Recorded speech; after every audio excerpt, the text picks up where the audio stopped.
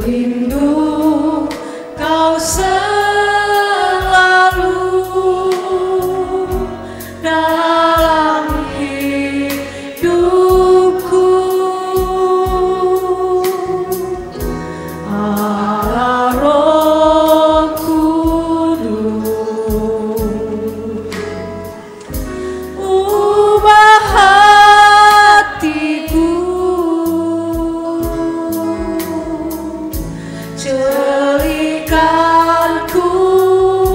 jamahlah ku rindu hadiratmu, ku sembah kudus, kudus,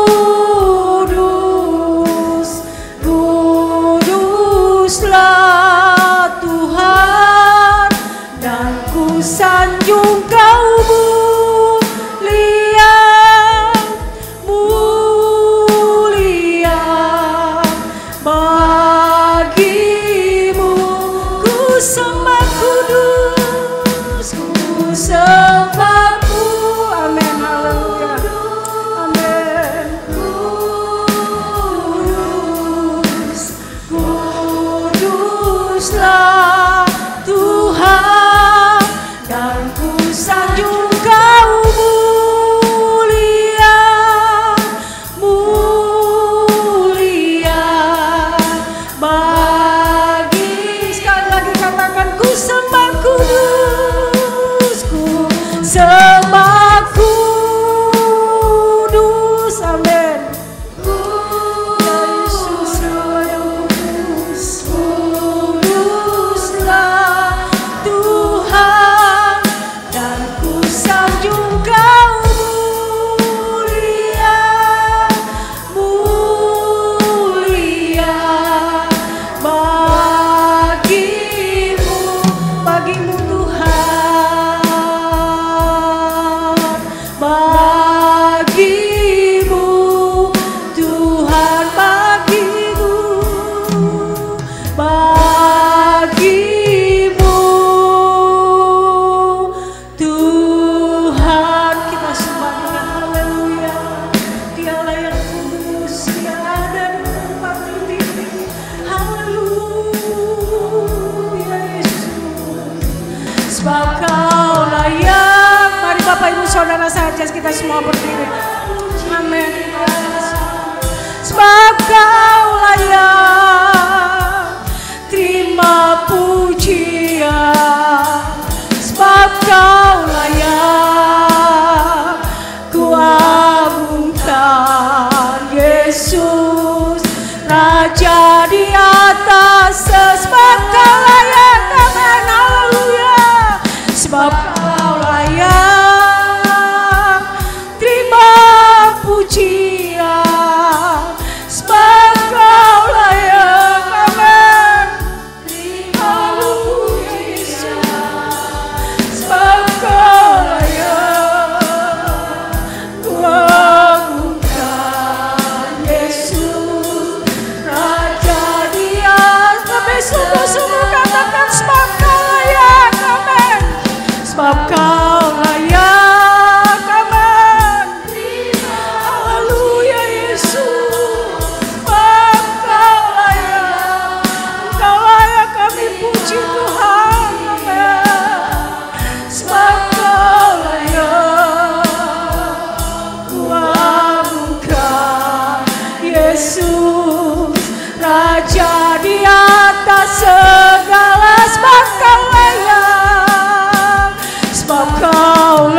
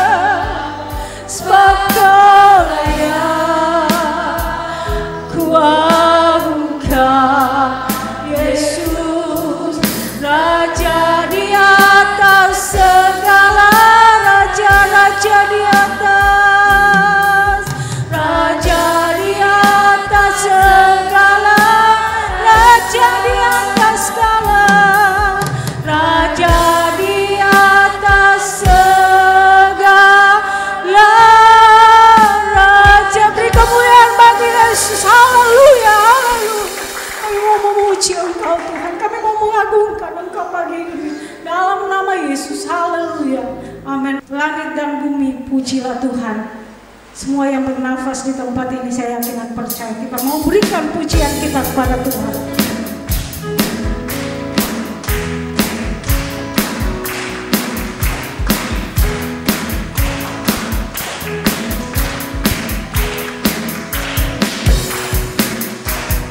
Langit dan bumi, pujilah Tuhan, sebab Dia ciptakan semuanya. Keagungannya mengatasi langit bumi, sembah sujud di hadapannya. Ku puji, ku sembah, ku puji, ku sembah Yesus Kristus Sang Penebus.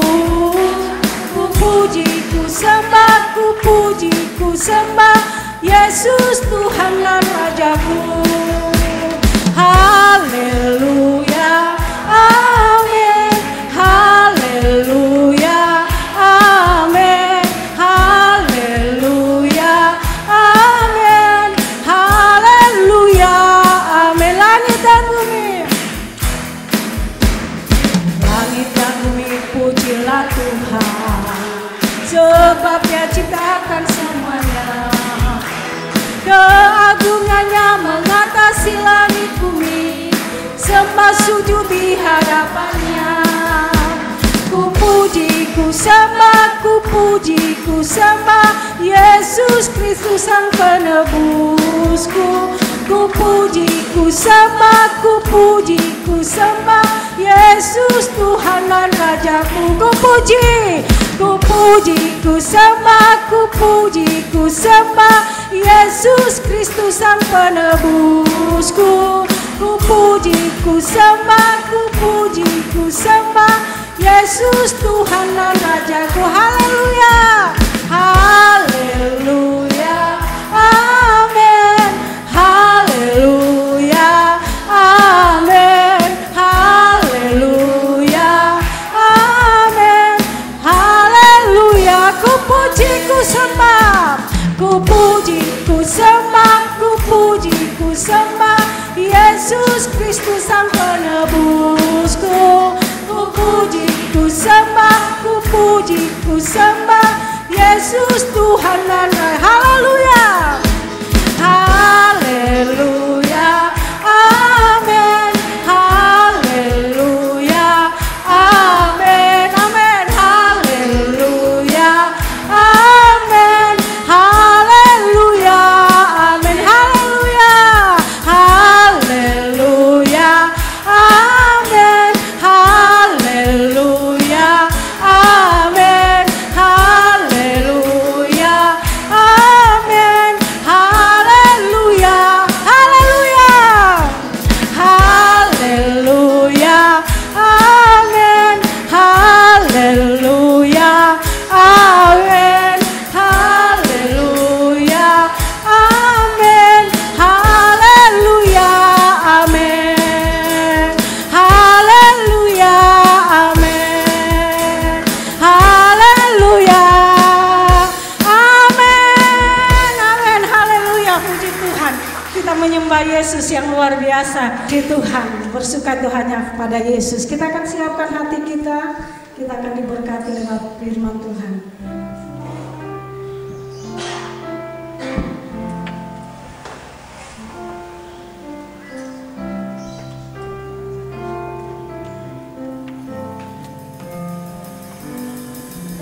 Tuhan, aku rindu. Tuhan, aku siap. Penuhi aku dengan roh-Mu. Ku rindu lawatan-Mu. Katakan Tuhan, aku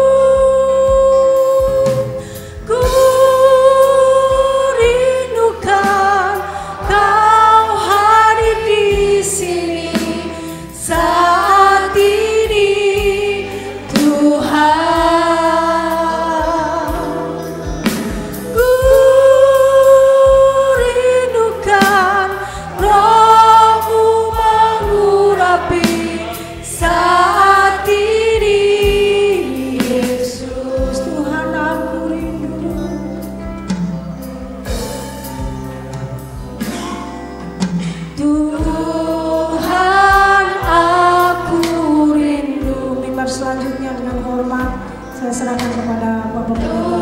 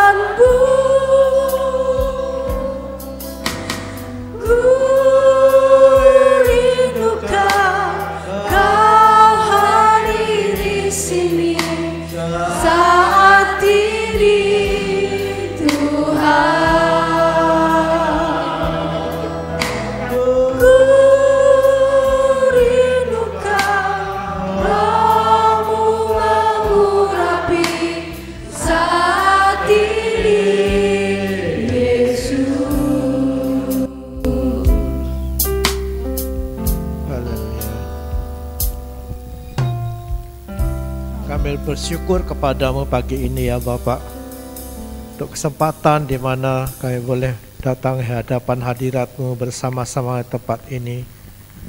Kami percaya Tuhan hadir di tengah kami, Engkau siap memberkati kami ya Tuhan. Kami percaya persembahan yang kami naikkan di hadapan-Mu membuat Engkau bersukacita, karena kami naikkan dengan tulus hati kami di hadapan-Mu. Terima kasih ya Bapa untuk kesempatan di mana kami boleh mendengar firman-Mu. Tuhan, urapi hamba-Mu, lengkapi dengan hikmat-Mu ya Tuhan. Urapi kami semua dengan urapan yang sama, agar apa yang kami dengar hari ini Tuhan akan menjadi berkat bagi kami. Terpujilah Engkau ya Bapa, berbicaralah kepada kami, karena kami siap mendengar apa yang Engkau hendak katakan lewat hamba-Mu. Di dalam nama Yesus Kristus. Amin. Silakan duduk Bapak Ibu. Pertama saya mengucapkan terima kasih untuk pimpinan jemaat tempat ini, untuk kesempatan di mana saya boleh melayani di tempat ini. Perkenalkan, saya Pendeta Sakaria Kosase dari GBS Keraksaan di Probolinggo. Saya adalah adik ipar dari Bapak Pendeta Yohanes Setiawan.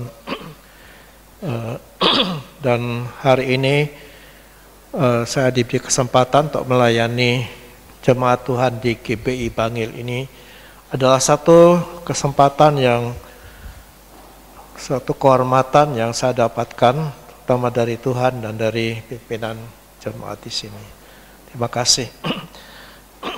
Firman Tuhan yang ingin saya sampaikan pagi ini, saya beri judul Yesus dan Masalah Kita. Ya, saya percaya dan saya tidak usah tanya, ya apakah saudara pernah punya masalah? Saya jamin jawabannya adalah pasti. Ya, pasti. Karena ini menjadi upaya ketetapan Tuhan sejak manusia jatuh dalam dosa, itu sudah mulai masalah hadir dalam kehidupan manusia. Ya, yang semula semua aman di Taman Eden, tetapi ketika dosa itu masuk, masalah mulai muncul. Dan masalah mulai berkembang, dan hari ini masalah itu begitu kompleks. Ada masalah rumah tangga, masalah hubungan dengan sesamanya, masalah karir juga, ada masalah ekonomi yang hari ini melanda seluruh dunia, ya, di mana keadaan ekonomi goncang di mana-mana, masalah studi, masalah kesehatan dan banyak lagi. Dan pasti semua yang dialami oleh manusia itu membuat manusia menderita. Nah, itu pasti, yang tidak ada orang punya masalah itu senang gitu ya. Tapi pasti ada tekanan dalam hati kita, ada stres, depresi, ya, bahkan ada banyak yang bunuh diri, ya, dan hubungan jadi rusak karena masalah yang muncul dalam kehidupan manusia ini. Bagaimana dengan kita orang Kristen? Bagaimana kita yang hidup dalam dunia ini? Kita pasti punya masalah yang sama. Ya, ibarat kita ini naik sebuah kapal yang besar gitu ya. Ketika kapal itu goncang, semua yang di dalam kapal itu ngalami gitu. Nah, dunia ini mengalami banyak masalah, negara kita khususnya ya banyak masalah yang terjadi di Indonesia ini. Ya, masalah kesehatan, masalah ekonomi. Nah, kalau satu kena, semua kena. Ya, kita juga tidak lepas dari apa yang namanya masalah itu. Tapi kita diajar oleh firman Tuhan bagaimana menyikapi ya masalah yang hadir, yang kita alami dalam hidup ini. Kita akan belajar dari satu kisah di dalam Matius 14 ayat 22. Dan 14 kita akan membaca sebetulnya seluruh perikop ini, tetapi saya akan baca beberapa ayat saja dari kisah ini. Matius pasal 14 ayat 22 sampai ayat 24 gitu ya. Demikian bunyinya. Matius 14 ayat 22. Sesudah itu Yesus segera memerintahkan murid-muridnya naik ke perahu dan mendahulunya ke seberang. Sementara itu ia menyuruh orang banyak pulang. Dan setelah orang banyak itu disuruhnya pulang, Yesus naik ke atas bukit untuk berdoa seorang diri. Ketika hari sudah malam, ia sendirian di situ. Perahu murid-muridnya sudah beberapa mil jauhnya dari pantai dan diombang-ambingkan gelombang karena angin sakal. Ayat 25. Kira-kira jam 3 malam datanglah Yesus kepada mereka berjalan di atas air. Sampai di sini. Ya, hal yang pertama yang kita akan pelajari dari ayat ini adalah bahwa Yesus itu tidak menjamin orang Kristen tidak mengalami masalah. Ya, seperti yang saya sampaikan tadi, orang yang tidak percaya Yesus mengalami masalah. Kita juga.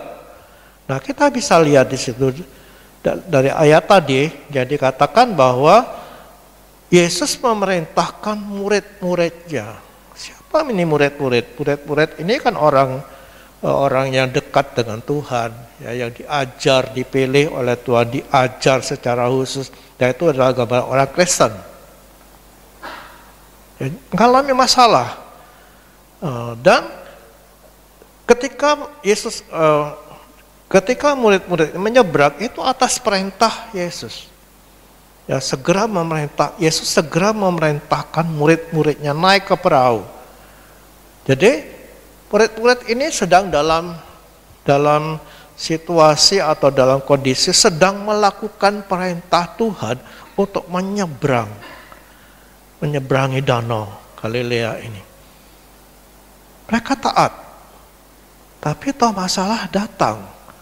Apa masalahnya ketika mereka mulai menyeberang? Ada angin yang bertiup di angin sakal katanya yang bertiup di daerah itu, dan murid-murid diombang-ambingkan gelombang yang besar itu. Nah, kita lihat di sini orang Kristen, ya, orang yang menjadi murid Yesus dan yang taat kepada perintah Tuhan masih mengalami masalah. Mari kita jangan protes ya kalau ada masalah datang dalam hidup kita. Kadang kita kan protes. Ya, kita mulai bertanya, kenapa ini terjadi? Bukankah saya sudah lakukan ini? Bukan saya sudah setia? Saya memberikan korban, saya melayani. Kenapa kok masih mengalami masalah dalam hidupku? Kita protes gitu. Ya, kita merasa tidak pantas mengalami ini semua. Kalau kita nggak ada masalah, yang perlu kita lakukan adalah periksa diri, itu pasti.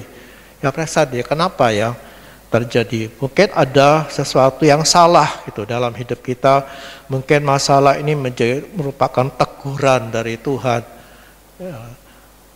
Nah, kalau kita tidak menemukan masalah dengan pribadi kita gitu, kita baik-baik saja, kok masalahnya datang ya, kita sudah taat, kita sudah melakukan firman Tuhan, kok masih masalah? Berarti Tuhan punya rencana yang lain gitu. Ya, punya rencana yang kita mungkin tidak mengerti saat itu. Jangan protes. Ya, jangan marah kepada Tuhan karena masalah hadir. Karena Tuhan tidak pernah menjamin, tidak pernah mengatakan bahwa hidup kita akan baik-baik saja. Ya, orang yang percaya Yesus, orang yang taat pun tidak bebas dari masalah. Jadi saya berharap kita jangan menghukum diri gitu ya. Jangan menghukum diri, oh saya ini orang tidak layak kepada Tuhan. Ya mungkin memang ada masalah, tapi itu kan bisa diselesaikan. Ya masalah yang datang dalam hidup kita, itu bisa teguran, didikan, ya, sehingga kita tidak perlu menghukum diri gitu. Dan sebaliknya, kalau kita bebas dari masalah, jangan lalu merasa, oh saya ini baik-baik saja.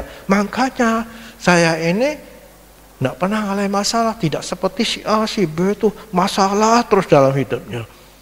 Kita mulai menghukum orang lain juga, ya yang sering menghadapi masalah dalam hidupnya, lalu kita berpikir karena hidupnya tidak benar, makanya dia mengalami gitu.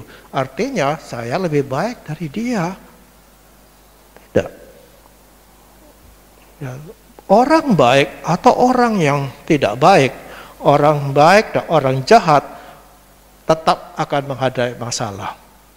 Tapi bagaimana kita menyikapi itu yang penting. Karena Tuhan tidak pernah janji bahwa hidup ini akan baik-baik saja seperti jalan di jalan tol.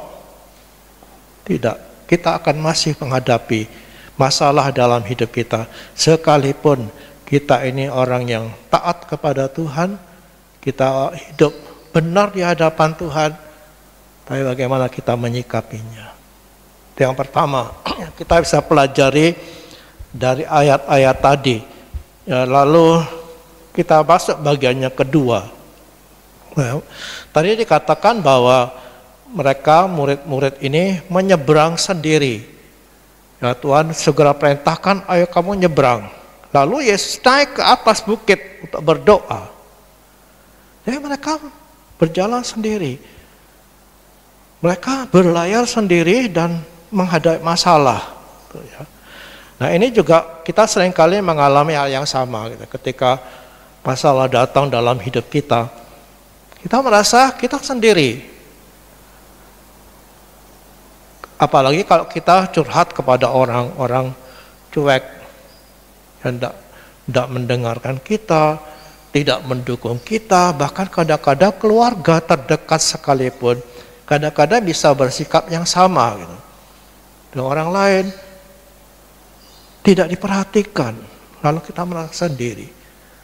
Tapi lihatlah apa yang dikatakan oleh Markus 6 dalam kisah yang sama yang dicatat oleh Markus.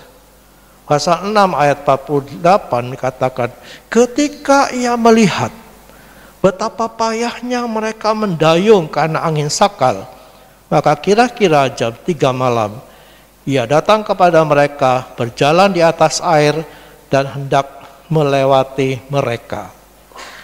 Nah dari ayat ini kisah yang sama yang dicatat oleh Markus. Ya tadi kita membaca itu dan dicatat oleh Injil yang lain, ya tapi ini diceritakan oleh Markus. Ketika ia melihat, katanya. Ketika Yesus melihat, Yesus waktu itu ada di atas bukit,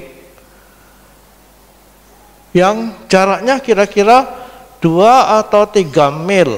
Ya 1 mil itu 1,6, ya 1,6 kilometer.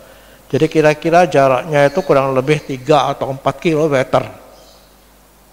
Ya di atas bukit, dan murid-murid itu di tengah danau ini dalam keadaan yang payah. Tapi Yesus melihat, katanya. Yesus melihat sekalipun jaraknya cukup jauh dan keadaan gelap. Tengah lautan, dan zaman itu belum ada mercusuar tentunya. Dalam keadaan yang gelap gitu. Tapi Yesus melihat. Yesus memperhatikan.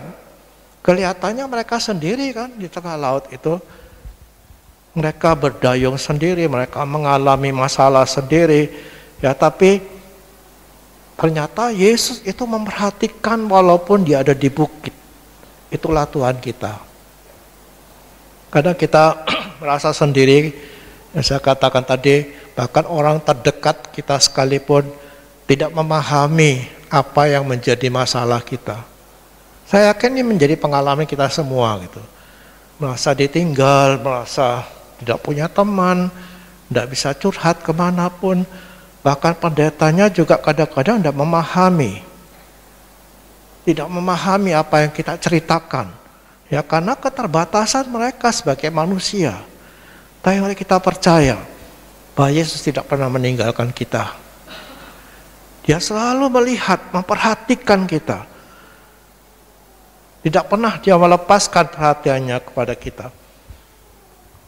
Dan yang menariknya, murid-murid di tengah-tengah danau ini tidak berteriak berdoa, itu Tuhan Yesus tolong, tidak dicatat di situ. Ya, kita tidak tahu apakah mereka itu berteriak kepada Yesus atau mereka kalang kabut sendiri yang mengatasi perahu yang sedang diterpa gelombang ini supaya tidak tenggelam. Kita tidak tahu, tapi Alkitab tidak mencatat bahwa mereka berteriak minta tolong. Apa artinya? Kadang-kadang kita juga lupa berdoa. Bukankah begitu yang kita alami, yang sering kita alami, ketika masalah datang itu, kita lupa pada Tuhan, kita lupa berdoa. Kenapa? Karena masalah yang datang tiba-tiba, apalagi kalau datangnya tiba-tiba, kita lupa kepada Tuhan. Karena kita sudah kalang kabut sendiri, kita merasa begitu dahsyat ini masalah yang datang ini. Sampai kita lupa bahwa ada Tuhan, sehingga kita lupa juga untuk berdoa. Itu sering kita alami, tapi itu pun tidak menyurutkan perhatian Tuhan. Itu tidak membuat Tuhan lalu benci kepada kita.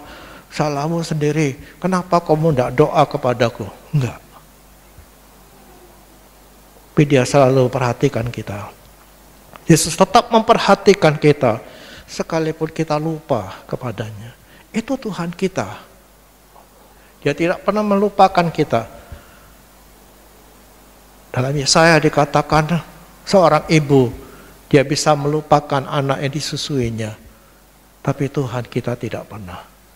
Ya, banyak kan sekarang ibu-ibu yang melupakan anaknya. Anaknya dijual, anaknya dibuang, ya, anaknya dibunuh. Tapi Tuhan tidak pernah. Ini yang harus menjadi penghiburan kita. Gitu. Ya, waktu kita merasa sendiri, waktu kita merasa tidak ada yang perhatikan, percayalah Tuhan memperhatikan kita. Nah, ini akan menguatkan kita. Ya, satu saat saya juga pernah mengalami hal yang sama. Gitu ya. Merasa sendiri. Ya, waktu saya masih pelayan di Bali, itu tidak ada siapa-siapa. Ya, jemaat waktu itu masih kecil, masih kanak-kanak juga. Ya, mau curhat sama mereka juga percuma gitu. Mau kepada siapa? Saya cerita kepada saudara. Waktu itu belum ada WA, lewat surat. Tahun 85-an, 83 gitu. Saya cerita lewat surat. Apa jawabannya? Jawabannya bukan sesuatu yang mendukung. Ya, kita juga sedang susah katanya. Kita merasa sendiri. Benar, saya merasa sendiri waktu itu. Siapa mau? Kepada siapa? Tidak ada teman yang bisa saya ajak curhat gitu. Tidak ada. Lalu ketika saya merasa sendiri itu, kok saya itu digerakkan kepada pergi ke rumah seorang hamba Tuhan itu. Saya masuk di situ, saya diam, saya tidak cerita. Karena saya pikir gini, saya cerita toh mereka tidak akan mendukung. Ya, kenapa? Karena mereka adanya sama gitu. Ya, waktu itu adalah masalah ekonomi, saya kontrak rumah, keuangan habis gitu. Semua sudah saya jual. Ya, habis, tidak ada orang yang mau tahu. Nah, pendeta yang saya datang ini masalahnya sama. Masa saya mau curhat nambahi bebannya dia gitu. Saya duduk, dia cerita gitu.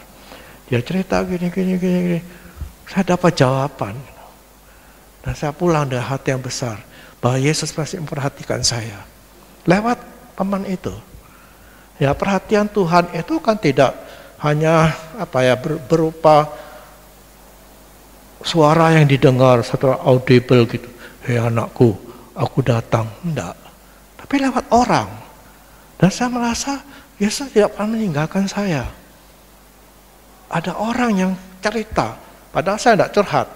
Ya, tapi dia cerita sendiri.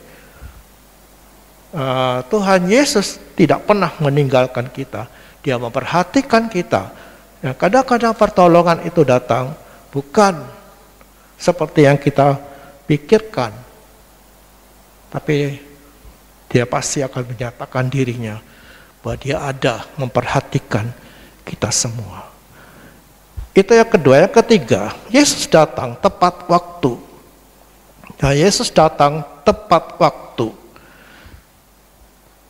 Alkitab bercerita ya dalam kisah tadi, waktu petang, ya sudah petang, itu sore kira-kira, ya hampir malam begitu, Yesus menyuruh murid-muridnya menyeberang.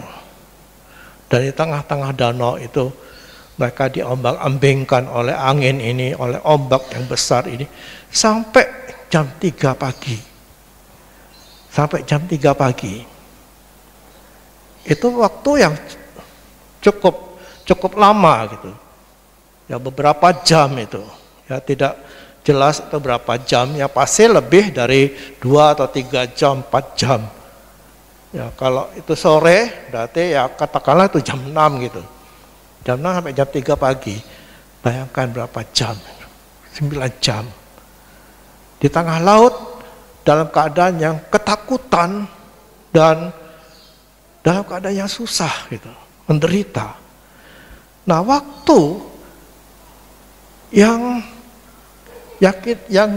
waktu kita mengalami masalah, maka waktu itu menjadi makin lama, benar kan? Kalau kita sedang menunggu sesuatu dalam keadaan senang, ya rasanya senang gitu, cepat waktunya. Tapi ketika kita menderita, kita nunggu sesuatu, pertolongan, itu waktunya lama banget. Saya pernah stres gitu. Ya, stres, lalu sepanjang malam tidak bisa tidur. Tidak bisa tidur. Berbaring tidak enak, saya keluar kamar, mau jalan-jalan terus gitu. Ya, rasanya orang stres tuh kayak gitu, depresi itu. Ya bukan sekedar stres, tapi depresi. Dan saya merasa malam itu begitu panjang. Panjang banget. Kenapa? Karena tekanan batin. Nah, murid-murid, bisa dibayangkan murid-murid ini dari sore, dari petang sampai jam 3 malam baru ada pertolongan. Bayangkan bagaimana pergumulan mereka. Bisakah Yesus datang pada waktu ketika baru 1 jam gitu? Ya 1 jam. Karena belum jauh, kalau hanya 1 jam kan belum jauh dari daratan. Bukankah Yesus bisa menolong? Atau Yesus meredakan dari atas bukit, angin itu diredakan oleh Yesus? Bisakah? Bisa. Tapi kenapa sampai dibiarkan sampai jam 3 pagi? Mengapa tidak segera ditolong? Mereka dibiarkan dalam penderitaan yang sangat luar biasa, dalam ketakutan itu. Kenapa?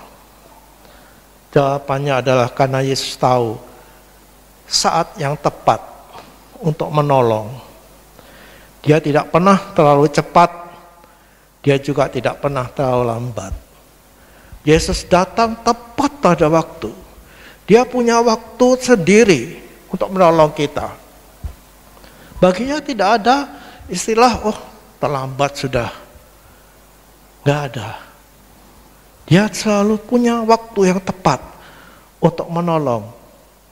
Dia tidak pernah, dalam kamusnya tidak ada pernah ada kata terlambat. Kasep sudah. Tidak. ketika suatu saat Yesus hadir di sebuah pesta. Ini familinya mungkinnya, karena ibunya ada di situ ikut sibuk. Ya, dicatat oleh Yohanes pasal 2. Di Kana, ya, ketika ada pesta kawin, Yesus ada di sana, ibunya juga ada, ibunya sibuk. Ya, karena kenapa kita tahu bahwa ibunya sibuk? Karena ibunya tahu, oh mereka kekurangan anggur. Loh, kok sampai ke sana, berarti itu kan keluarganya gitu ya, masih ada keluarga, hubungan keluarga. Nah, ibunya datang kepada Yesus. Mereka kekurangan anggur. Tapi apa kata Yesus? Dalam Yohanes pasal 2 ayat 4 dikatakan begini. Kata Yesus kepadanya, mau apakah engkau daripadaku ibu? Saatku belum tiba. Saatku belum tiba. Ketika Ibu Maria datang kepada Yesus dan menyampaikan masalah yang dihadapi oleh tuan rumah ini, jawaban Yesus simpel. Mengapa engkau daripadaku? Saatku belum tiba. Saatku belum tiba. Jadi kita, bahkan ibunya sendiri ini, tidak bisa mempengaruhi Yesus. Dia punya saat tertentu, dia punya saat yang sudah ditetapkan. Saatku belum tiba, katanya. Jadi waktu itu Yesus tidak segera bangun lalu menolong kekurangan anggur ini. Tidak, dia masih duduk. Kita tidak tahu berapa lama ya Yesus masih duduk di situ. Tapi yang jelas di situ saatku belum tiba. Artinya apa yang Yesus lakukan itu sesuai dengan waktunya sendiri. Nah, kita kan kadang-kadang tidak serantanan gitu ya. Orang Jawa bilang tidak serantanan.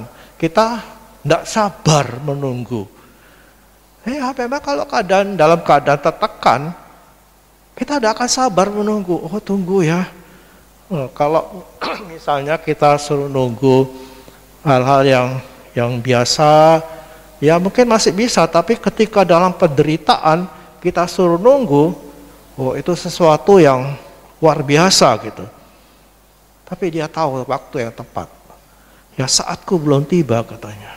Dan menariknya dalam kisah yang sama di dalam Matius 14 tadi, ya ketika Petrus itu kan waktu di tengah-tengah gelombang itu Yesus datang dengan berjalan di atas air dan mereka ketakutan. Lalu Petrus tanya, kalau engkau Yesus, suruh aku jalan juga di atas air ini. Dan Petrus jalan. Ketika silakan sini, Petrus jalan. Dan ketika Petrus itu berjalan di atas air, dia mulai takut. Rupanya dia sadar bahwa dia jalan di atas air di tengah-tengah gelombang ini. Dia sadar lalu jatuh, tenggelam. Nah, ketika dia mulai tenggelam, dia mulai berseru. Lalu ayat dalam Matius 14 ayat 31 itu dikatakan, segera Yesus mengulurkan tangannya. Segera. Oh, kenapa kok segera? Ya kalau tidak segera ditolong, mati nih Petrus. Jadi kalau segera ditolong itu berarti sudah dalam keadaan kritis. Artinya Yesus tahu saat yang tepat.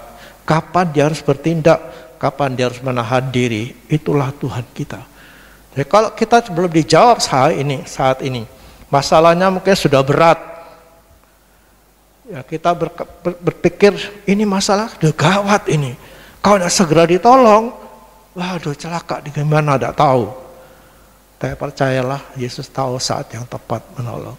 Bagi dia tidak ada kata terlambat. Dia selalu tepat waktu. Dia tahu saat yang tepat. Dan yang kedua, kenapa dibiarkan? Untuk melatih kita. Melatih iman kita.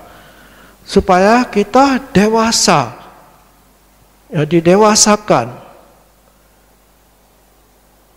Karena dengan latihan, dengan masalah yang kita hadapi ini, kita terlatih. Kalau segera ditolong, kita tidak terlatih gitu. Kita tidak terlatih ketika kita berdoa langsung ditolong. Kita hanya bersyukur, terima kasih Tuhan, Engkau baik. Tapi iman kita tidak dilatih. Menghadapi masalah, bagaimana? Ketika kita menghadapi masalah, kita dilatih. Diuji kesabaran kita, dilatih sabar. Kita dilatih untuk tahan yang menghadapi semua masalah ini. Tapi kok kita segera ditolong, tidak ada masalah, kita enak-enak saja.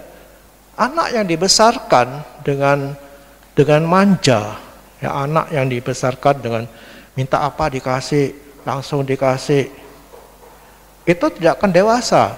Beda dengan anak yang papanya atau mamanya saya bilang, enggak, tunggu, enggak hari ini. Dia akan lebih dewasa. Kenapa? Terlatih. Ya, seorang olahragawan, angkat besi misalnya, latihannya tidak seperti kita latihan olahraga lari gitu aja, jalan kaki, tidak. Tapi latihannya adalah sesuatu yang berat, mengangkat beban supaya kuat, ototnya terlatih. Nah, ketika kita menghadapi masalah dan Tuhan biarkan tidak segera dijawab, taulah kita bahwa kita sudah dilatih Tuhan supaya makin kuat, makin cakap. Ketika kita menghadapi hal yang sama, lain kali biasa nih, dulu pernah saya ngalami, sekarang ngalami lagi, sudah biasa, sudah kuat gitu, sudah terlatih. Iman kita sudah dilatih oleh Tuhan untuk kita jadi lebih dewasa. Itu sebabnya jangan marah kalau Tuhan tidak segera menjawab doa kita. Di samping Dia tahu saat yang tepat untuk menolong kita, tapi Dia juga sedang melatih kita supaya kita makin dewasa, makin kuat. Kita belajar bagaimana sabar itu. Dan yang ketiga, kenapa Dia tidak segera menolong kita adalah agar kemuliaannya makin nyata. Kemuliaannya makin nyata. Andai kata ketika mereka sedang berlayar, baru berlayar gitu, lalu ada angin ribut, ya mereka sudah digoyang-goyang gitu, lalu Tuhan datang menolong, tidak ada kekaguman yang muncul dari mereka. Tapi ketika mereka sedang menghadapi masalah yang sudah membuat putus asa, sudah berapa jam ini, laut tidak pernah berhenti dan gelombang ini terus melanda perahu ini digoncang dengan kuat. Segala usaha sudah dilakukan, ya karena di antara mereka ada beberapa nelayan, Petrus misalnya, yang sudah paham dengan Danau Galilea ini. Mereka sedang ada di situ, sudah putus asa semua. Lalu Yesus datang, maka apa reaksi mereka? Tuliskan di situ bahwa mereka menjadi kagum. Ya, dikatakan di situ, maka ayat 27. Dan heranlah orang-orang itu, katanya, orang apakah dia ini sehingga angin dan danau pun taat kepadanya. Jadi kagum. Kalau baru digoncang sedikit, ditolong, kekagumannya tidak terlalu besar gitu. Ketika kita putus asa dan saat yang tepat Tuhan menolong kita akan merasa plong gitu, leganya bukan main, dan kita akan melihat kemuliaan Tuhan itu. Ternyata Tuhan itu luar biasa gitu. Kalau kita baru sakit kepala gitu ya, sakit kepala berdoa, Tuhan tolong saya sembuh, kita tidak akan bersaksi, ya tidak akan bersaksi, saudara-saudara saya ditolong Tuhan, sakit kepala, saya berdoa jamaah gini sembuh. Ada yang bersaksi seperti itu? Ada, itu biasa. Itu bisa dibuat oleh Paramek, oleh Bodrek. Tapi ketika kita kanker, dibiarkan Tuhan, lalu ada yang mendoakan sembuh, wah kita akan pergi kemana-mana untuk menyaksikan bahwa Tuhan kita itu luar biasa. Ya kan? Kalau kita nonton film, gedung bioskop gitu, Apa yang dilakukan lebih? Lampu mati semua. Lampu mati semua baru nampak lebih jelas apa yang ditayangkan di situ. Ya, makin gelap, makin nampak jelas. Tadi kita melihat LCD ini ya, tidak terlalu jelas. Kenapa?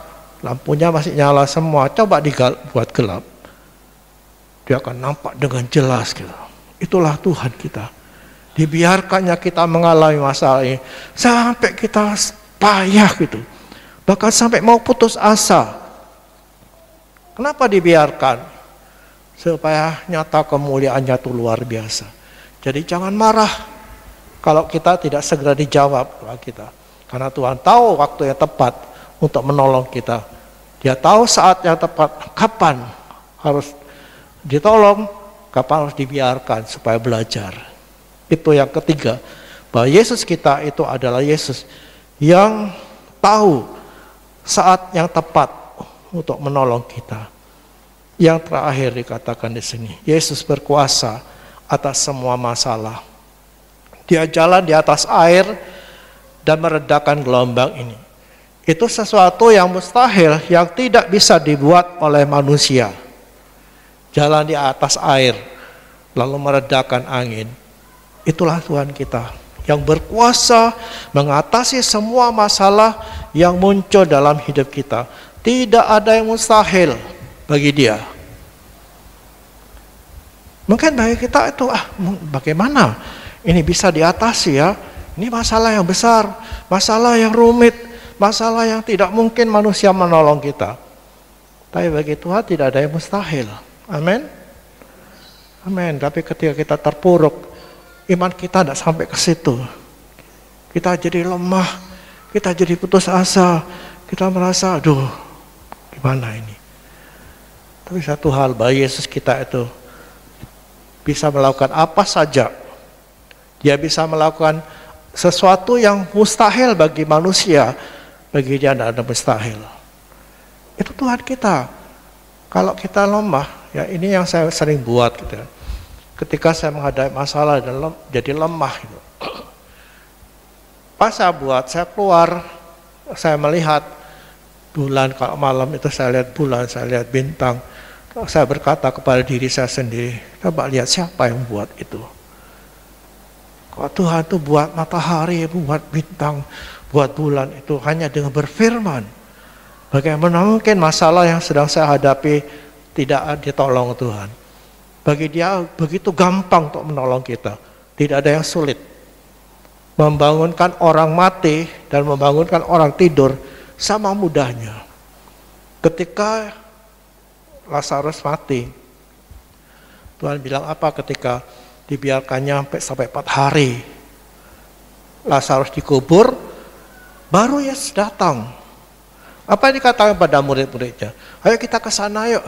Kita ke menemui Marta Maria yang sedang berduka ini. Kita ke sana. Murid-muridnya bilang, itu apa?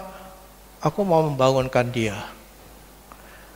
Membangun orang mati, membangkitkan orang mati sama mudahnya dengan membangunkan orang tidur.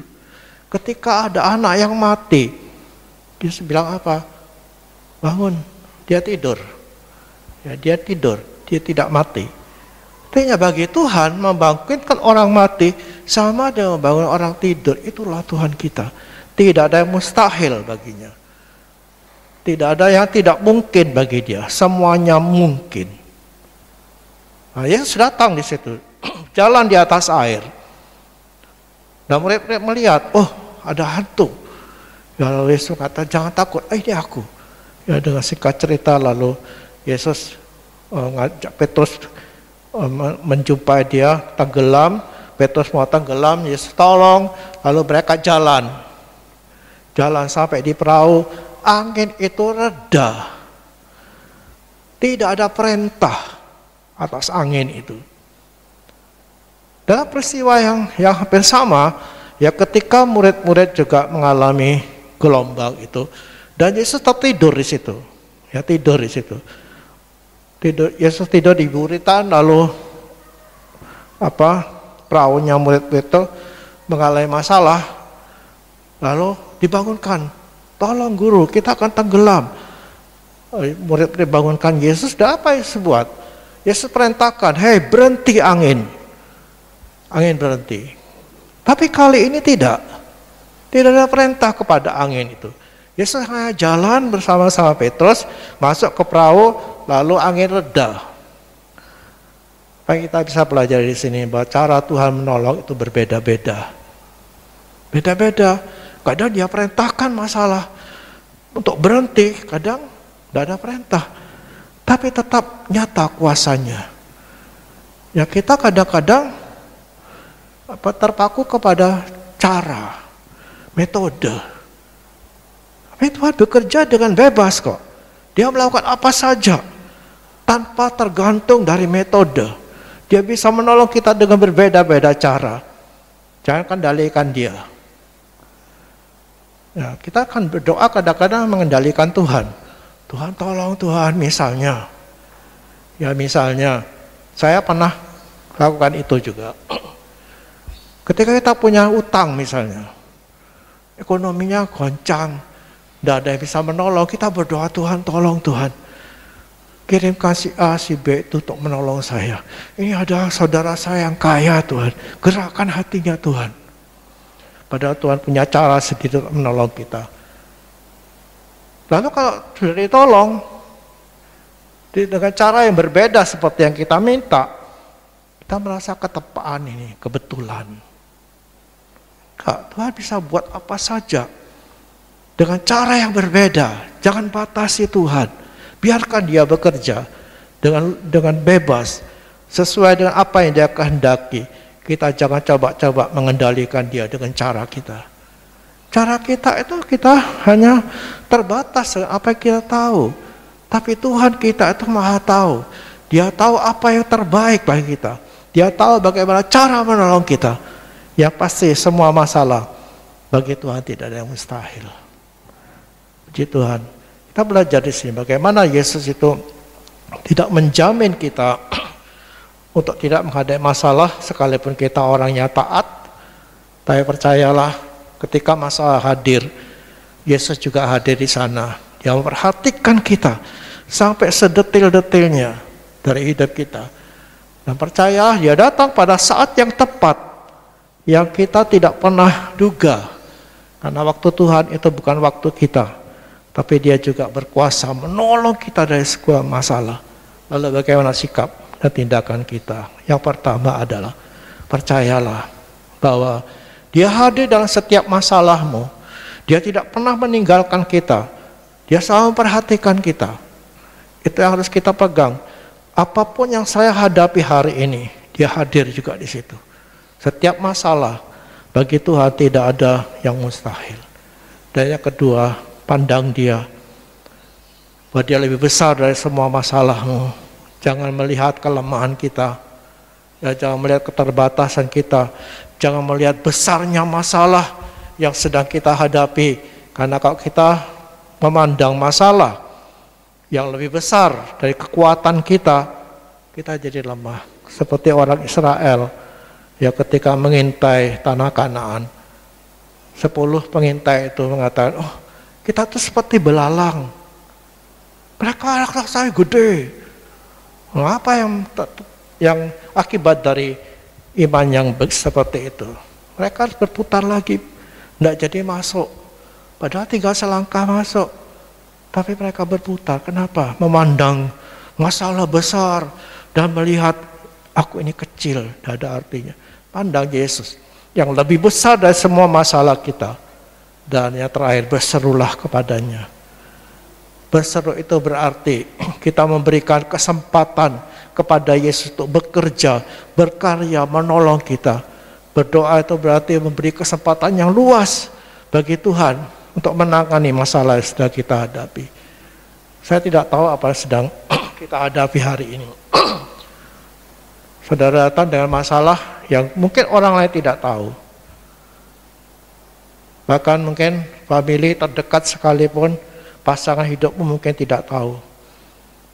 Apapun yang sedang kita hadapi, sebesar apapun masalah, Percayalah dia peduli dengan kita dan dia sanggup menolong kita. Berserulah kepadanya. Amin. Mari kita nyanyikan sebuah nyanyian. Serahkanlah hidupmu padanya. Serahkan seluruh persoalanmu. Percayalah bahwa dia menolong kita. Dia akan menjamin hidup kita. Berseru kepadanya dengan hati yang sungguh-sungguh. Haleluya. Serahkanlah hidup padanya. Serahkanlah seluruh persoalanmu. Sebab di dalam namanya ada jaminan kekal. Di dalam segala perkara yang kita hadapi hari-hari ini. Haleluya.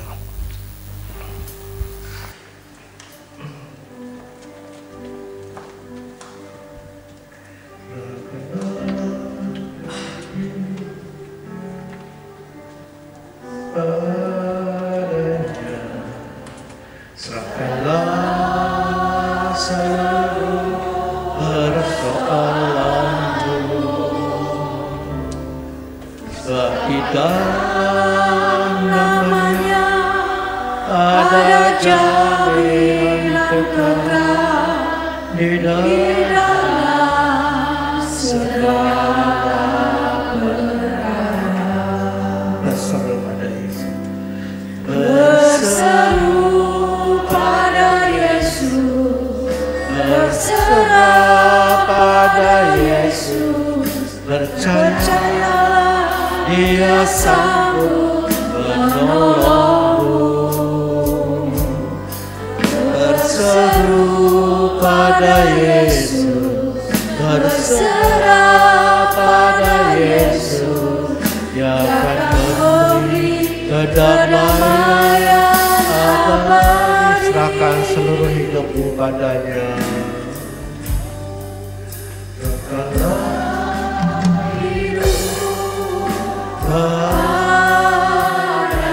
Apapun yang kau sedang hadapi hari-hari, mungkin tidak ada orang yang memahami, tidak ada orang yang peduli dengan engkau. Ada satu pribadi yang peduli, yang memperhatikan kita lebih dari siapapun. Dialah Yesus Tuhan. Serahkan hidupmu, berseru kepadanya dengan iman. Seru pada Yesus. Berserah pada Yesus. Percayalah Dia sanggup menolongmu. Berseru pada Yesus. Berserah pada Yesus. Dia akan memberi perdamaian abadi. Ya, saya tidak tahu apa yang sedang saudara hadapi hari-hari ini, tapi Yesus tahu semuanya. Ini kesempatan pagi ini. Mungkin kita sedang mengalami yang namanya putus asa itu, tapi bagi Dia tidak ada mustahil. Datang kepadanya, serahkan hidupmu, berseru kepadanya.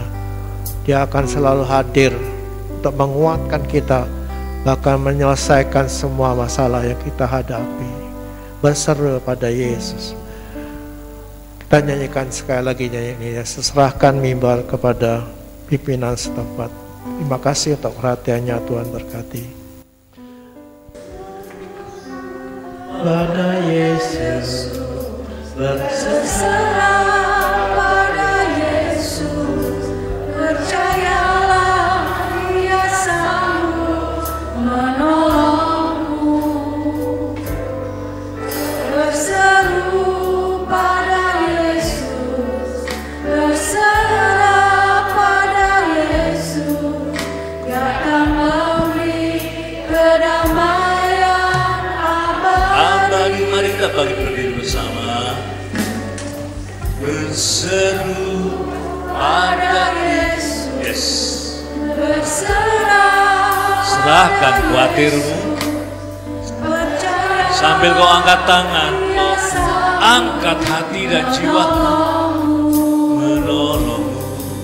Berserah pada Yesus.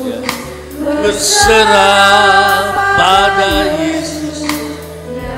Dia akan memberi kedamaian abadi.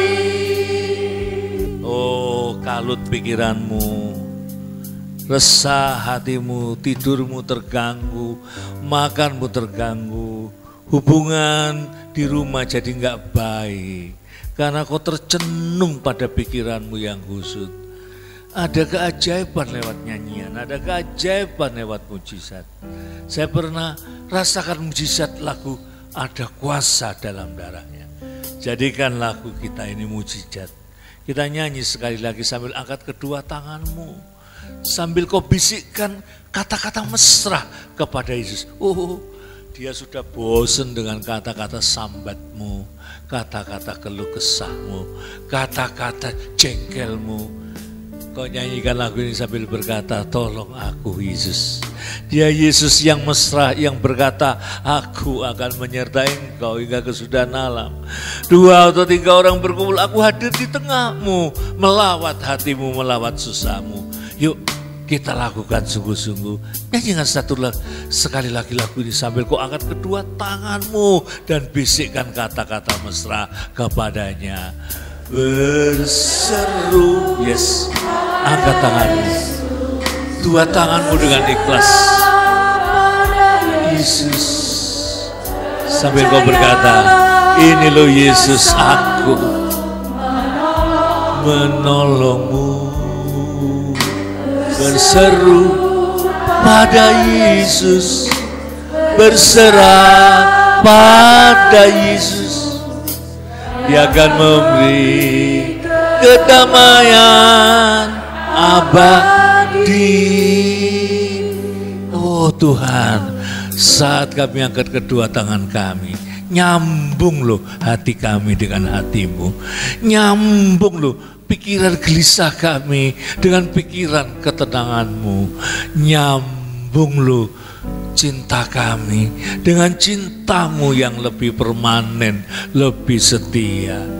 Bahkan permintaan-permintaan kami nyambung dan kau berkata, anakku, aku tahu keluh kesahmu. Terima kasih Tuhan.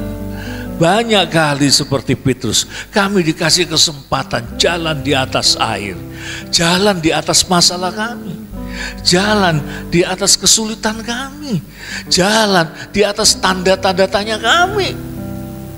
Tapi kami tiba-tiba meragukan, jeblos kami ke dalam kekhawatiran kami.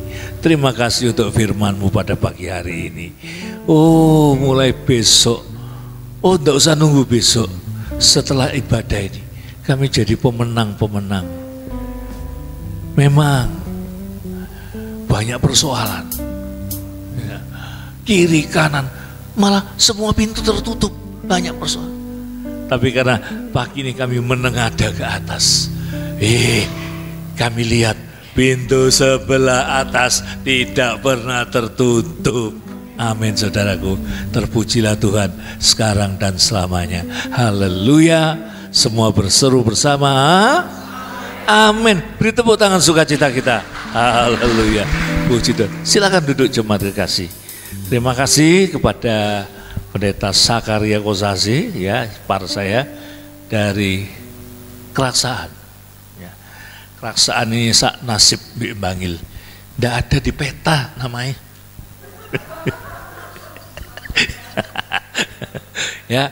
Ya, hadir untuk melayani kita sekalian. Saya sendiri mengucapkan terima kasih, syukur saya dengar jemaat banyak mendoakan saya waktu saya dirawat di rumah sakit Telogorjo Semarang 3 hari. Asalnya sih pengen cek-cek vertigo saya sekalian. Ya. Saya disuruh masuk di MRI, ya. Kecil, sempit kepala. Saya kerasa, hidup ini kayak gini ya. Makanya kita bersyukur kepada Tuhan kalau kita dikasih udara segar. Amin saudara. Kita bersyukur di ruang ibadah kita yang luas, tidak pengap. Amin saudara-saudara. Amin. Enak kan? Saking enaknya sampai ngantuk kan? Saya kalau lihat Jumat ada yang ngantuk tuh, terus terang vertigo kumat sama ngeliyeng. Ya, saya terus terang lewat kejadian itu, hidup memang tidak terlalu panjang-panjang lagi mungkin. Maka tadi saya bilang sama Iing, saya pengen mungkin tahun ini, tahun depan, tahun ini ya, saya mungkin bisa lebih memperhatikan Mbah Ngil ya. Jiduan saja ya. Ojo amin-amin tok ono kamar sing enak aku. Aku tuh royokan ambek lho. Meh tiba kadang-kadang aku susah. Tapi aman ya. Turu dijaga sama bodyguard. 1 bulan ini memang saya sibuk dan besok mengantar Ibu ke kegiatan Korda ya di Batu. Selasa ya. Katekisasi tetap jalan hari Kamis untuk saudara Daniel ya. Nggak hadir hari ini. Daniel tolong nanti diberitakan Daniel hari Kamis ya. Ibadah homiletik seharusnya saya ingin sekali tapi kelihatannya tidak ada waktu lagi. Ibadah homiletik itu sudah saya jelaskan dari awal, ibadah, ngiras-ngirus, belajar, dan latihan berkhotbah. Amin, saudara? Oleh itu gak usah diajari Pak, aku latihan, khotbah bujuk Pak. Ya, nah, siapa yang sudah ikut, saya beri tugas memang. Christopher yang pertama, ya. Saya hadir. Nah, mumpung ada waktu yang dikasih tugas atau saudara yang ikut itu saya kasih tugas, siapkan 1 khotbah. Nanti kalau ketemu saya, Pak Pendeta saya mau khotbah ini. Ya. Atau nanti waktu homiletik, jangan marah, kita bukan mau geger-gegeran, tapi mungkin kita buka kepada semua gimana, mungkin saya memberikan usul yang baik. Karena menjadi pengkhotbah itu bukan hanya untuk yang sekolah teologi. Amin, saudara? Amin. Kita sudah mendapatkan ayat-ayat tantangannya. Saya juga bersyukur untuk Ibu Marta yang sudah hadir bersama dengan kita. Beri tepuk tangan, saudara. Ya, wah, tidak kelihatan ada luka di pipinya, ya, di kaki ya. Tadi saya pesen lain kali kalau gotong air panas ojo bejegesan. Ya, puji Tuhan untuk semua. Kita diberi semangat yang baru. Kita bangkit berdiri, kita mengakhiri ibadah kita. Kita nyanyi lagu Tuhan Yesus setia. Kita sudah saksikan lewat khotbah tadi betapa setianya. Manusia tidak setia, Petrus sombong tidak setia. Tapi dia setia, dia angkat Petrus. Kamu yang kurang iman. Seperti dia angkat kamu sekalian. Amin. Tuhan Yesus setia. Setia. Ya mau angkat tangannya, silakan angkat tangan. Ya sahabat kita. Dalam segala susahku.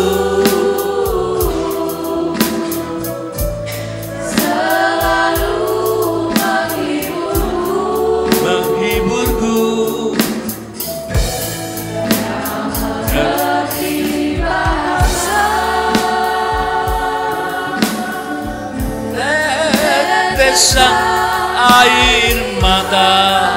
Siapa yang punya air mata? Haleluya. Dan gelombang menyerah. Tuhan Yesus setia. Yang mengerti bahasa. Rebok hatimu. Air matamu, air mata, waktu badai mengamuk dan gelombang menyerang, Tuhan Yesus setia. Oh, betapa Engkau setia mendampingi kami dalam hidup sehari-hari. Itu sebabnya ya Tuhan Yesus, kami dapat merayakan hidup yang sulit. Kami dapat merayakan keberbedaan-keberbedaan. Kami dapat bergelori jiwa kami sekalipun masalah bertalu-talu. Oh, kami kroso Roh Kudus menyertai kami. Terima kasih untuk jemaat yang hadir. Biar sabda Tuhan tidak cuma enak didengar, mendorong kami untuk melangkah. Tahun ini tidak Kristen pasif, Kristen pindah-pindah, Kristen icip-icip. Oh, kami ditumbuhkan menjadi baru. Saudara-saudara, angkatlah kedua tanganmu. Mari kita pulang, saudara. Membawa berkat nama Tuhan Allah kita yang tidak pernah tertidur waktu kita punya masalah. Yang waktu rumahmu banjir, yang waktu rumahmu mungkin kena wabah, yang waktu banyak hal terjadi. Oh, dia nggak pernah tidur. Dia jaga anak-anakmu, dia jaga cucu-cucumu di dalam kota, di desa, di luar kota, sampai di luar negeri dia jaga. Makanan sehari-hari secukupnya berlimpah dia berikan kepada kita loh. Asal kita nerimo, asal kita bersyukur dalam segala hal. Pasti kita punya penyakit yang serem, yang ringan. Bawalah penyakitmu. Terima kasih. Turun berkat dari Yesus Kristus yang telah pindahkan kita dari maut. Kita bukan orang kalah. Kita dipindahkan saudara, dari maut pada hidup yang kekal dan berkemenangan. Persekutuan dengan Roh Kudus. Itu loh. Yesus gak kelihatan, tapi Roh Kudus di dalam kita. Dia membisikkan kita. Kalau kita mulai sombong. Dia membisikkan kita kalau kita seperti tahun lalu. Males, gampang kecentok, tidak tertarik melayani, enggak lagi. Persekutuan dengan Roh Kudus dari sekarang ini sampai selama-lamanya. Haleluya. Amin. Selamat pulang dengan sejahtera Tuhan. Haleluya.